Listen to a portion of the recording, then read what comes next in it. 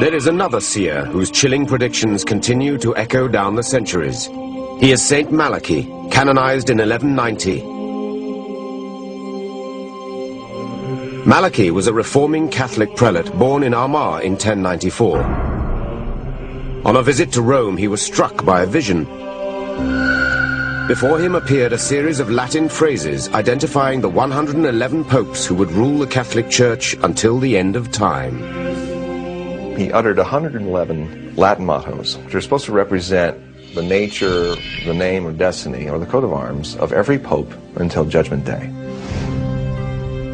Many of the phrases are considered too precise to be the results of chance. John the 23rd, the 107th pope in the prophecy, is referred to as Pastor et Nortam, priest and sailor. Before becoming pope in 1958, he was the Patriarch of Venice. Paul VI is Flos Floram, flower among flowers. His coat of arms is a lily among lilies. John Paul II, who is called De Labor Solis in the prophecies, which means the sun's eclipse, the sun's labor. He is the only pontiff on the list that was born on an eclipse and later entombed during an eclipse. And the 111th, the final pope in the prophecy? The Gloria Olivae, from the glory of the olive. That's the current Benedict XVI.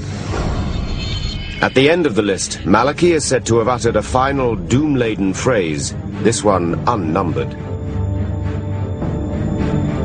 During the final persecution, the seat of the Holy Roman Church will be occupied by Peter the Roman, who will feed the sheep in many tribulations, after which the seven-hilled city will be destroyed, and the terrible judge will judge his people.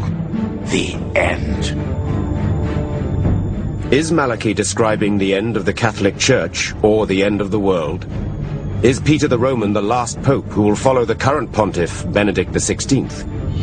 Some experts consider that since the motto is unnumbered, they are actually one and the same. Saint Malachy claims that he had a spiritual experience one day, and while in a trance, God showed him all of the popes that would exist from his time until the last pope. Malachy was given a prophecy of 112 popes. And in these 112 popes, there were given signs, little clues as to the identity of each one, all 112. Well, the writings of Malachy were stored away in a vault by one of the popes for about 300 years. They didn't have printing presses in those days, so the possibility of circulating the writings of Saint Malachy were very small. But when Gutenberg invented the printing press, all of a sudden someone printed the prophecies of Saint Malachy. And as the prophecies of Saint Malachy began to be known, people became very interested, and they started counting the popes. Well, several hundred years had passed by that time. However, 112 total popes from Saint Malachy to the last pope. Well, what's in fact happening right now? Pope John Paul II, who just died in 2005, was the 110th pope. No wonder interest in the prophecies of Saint Malachy are reviving right now.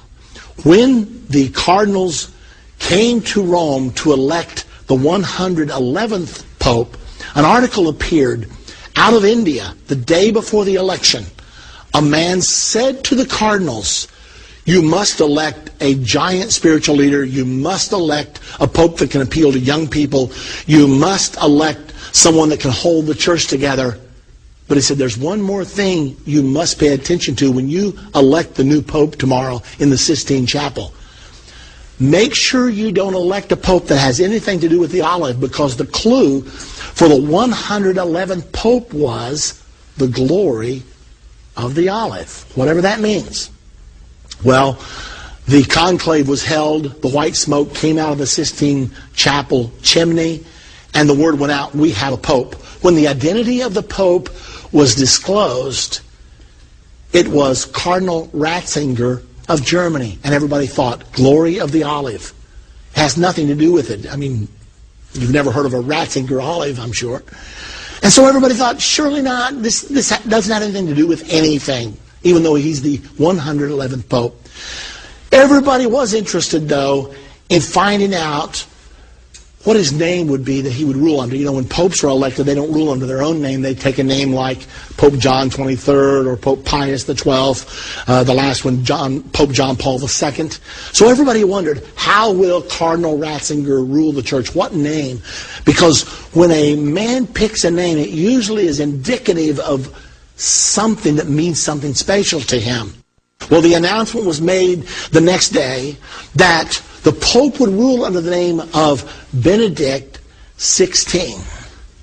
And everybody wondered, what's that got to do with anything? Saint Benedict was the patron saint of Europe. He was a very powerful man, and he gave birth to a powerful order called the Benedictine order. Well, the Benedictine order has been powerful in the Roman Catholic Church for a long time, and it has a symbol. You may be interested to know. And by now you've guessed it. The symbol of the Benedictine order is the olive. So he chose